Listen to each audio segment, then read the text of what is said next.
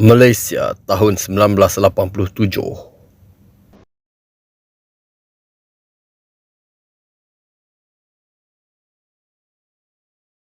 Music rock dan heavy metal mencapai kegemilangannya.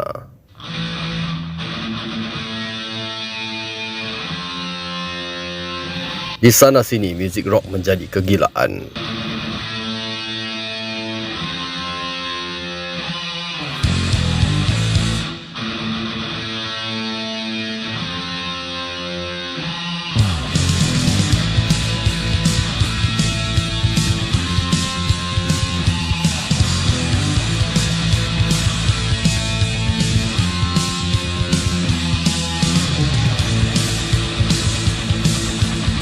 Namun di sebuah perkampungan di tengah-tengah bandar Petaling Jaya, Selangor telah dikelilingi satu awan gelap yang membawa sebuah muzik yang tidak pernah difikirkan sebelum ini oleh mereka yang menggelarkan diri sebagai rockers.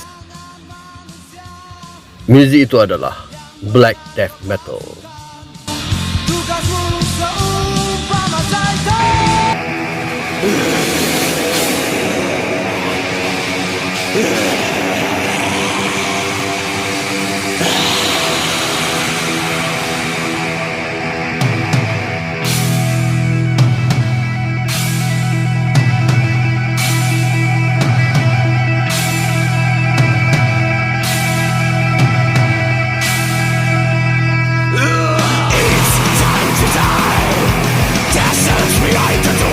Muzik yang amat brutal dan bingit ini telah hinggap di jiwa anak-anak muda di kampung Medan.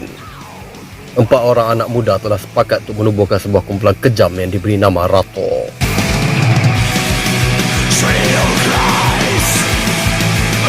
Mereka adalah Shah Jahan, Rosli Hassan, Oji dan Hamid. Pengaruh dambaan mereka adalah muzik-muzik dari Venom, Sarcophago, Sodom, Hellhammer dan Celtic Frost. Kumpulan-kumpulan yang amat jarang didendangkan oleh kebanyakan individu di zaman itu. Di peringkat awal, Rato sengaja menyertai pertandingan-pertandingan dan pesta rock di sekitar Lembah Kelang dengan tujuan ingin mencabuli pentas-pentas tersebut dengan bawaan muzik mereka yang tidak ortodoks.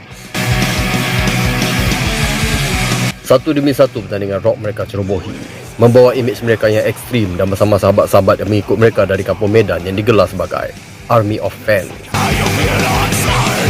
Pengikut-pengikut Rato ini mengenakan pakaian seperti Rato, berambut panjang, memakai paku-paku panjang serta bermakeup seperti mayat. Setiap kali persembahan pentas Rato tidak pernah lengang kerana mereka membawa pengikut-pengikut mereka sendiri untuk menghiasi ruangan bawah pentas. Petikan dari artikel berkenaan kumpulan Picagari pada tahun 1991 ini ada menceritakan tentang gerombolan tentera Rato ini yang sentiasa ada bersama Rato. Pesta-pesta rock seperti Expo Taman Datuk Harun, Funfest Serdang dan pertandingan rock habis gamat dengan kehadiran Rato dan Army of Fans mereka. Pencabulan kejam oleh Rato itu membuatkan pihak penganjur mula bertindak menapis kumpulan-kumpulan yang menyertai pertandingan serta pesta rock pada masa itu. Selain dari itu, seperti kumpulan metal lain di zaman itu, Rato juga aktif menyertai gigs di Kuala Lumpur seperti di Galactica Roller, Semua House Rock Roller, Metallica Lounge dan Paradise Club. Kehadiran Rato pada masa itu melubungi kehitaman membezakan mereka dengan kebanyakan kumpulan metal lain pada masa itu. Kerana fokus Rato adalah pada imej dan muzik yang kejam dan jahat berbanding kumpulan lain yang lebih berpaksikan muzik dan imej thrash metal. Pada tahun 1989, Rato sekali lagi membuat kejutan dan fenomena di mana mereka dengan beraninya bertindak merakamkan serta menerbitkan demo tape mereka. Sesuatu yang belum pernah dibuat oleh mana-mana kumpulan ekstrim metal tempatan pada masa itu.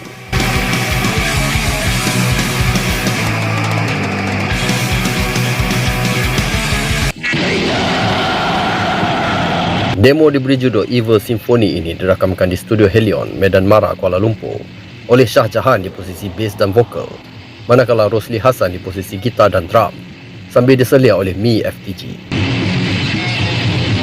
Demo tersebut dirakamkan dalam keadaan tergesa-gesa tanpa cukup latihan dan persediaan untuk demo ini. Mutu bunyi untuk album tersebut juga sangat kurang bermutu. Maklumlah, ini adalah rakaman ekstrim metal pertama di Malaysia. Namun dengan kelahiran demo ini, telah mula membuka mata peminat-peminat ekstrim metal dari seluruh dunia kepada Malaysia. Demo tape Evil Symphony tersebar ke seluruh pelosok dunia. Rato mula menyertai album-album kompilasi luar. Melalui saluran ini, nama Rato mula dikenali. Ulasan, temu ramah dan cerita mengenai Rato mula tersiar dalam majalah serta zin primitif underground yang terkenal seperti Master of Brutality, Belanda, Morbid, Sweden, Mutilation, Jepun, Slimy Sucker, Sweden, Mutilador, Meksiko dan Slayer, Norway, serta banyak lagi. Rato merupakan kumpulan ekstrim metal pertama Malaysia yang hinggap di pengetahuan metalhead luar negara. Jika sebelum ini orang luar hanya mengenali Singapura.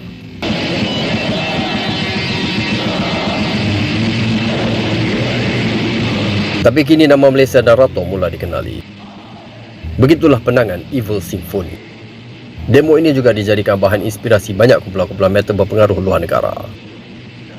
Kumpulan-kumpulan seperti Beherit dan Rotting Christ juga pernah mengakui bahawa salah satu pengaruh mereka adalah Rato.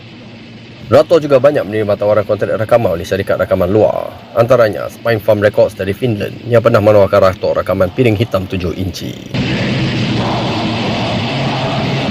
Kemasukan dekad baru 1990-an sehingga Rato dan sahabat-sahabat mereka masih mengganas di pentas-pentas gig serta show di sekitar Lembah Kelang.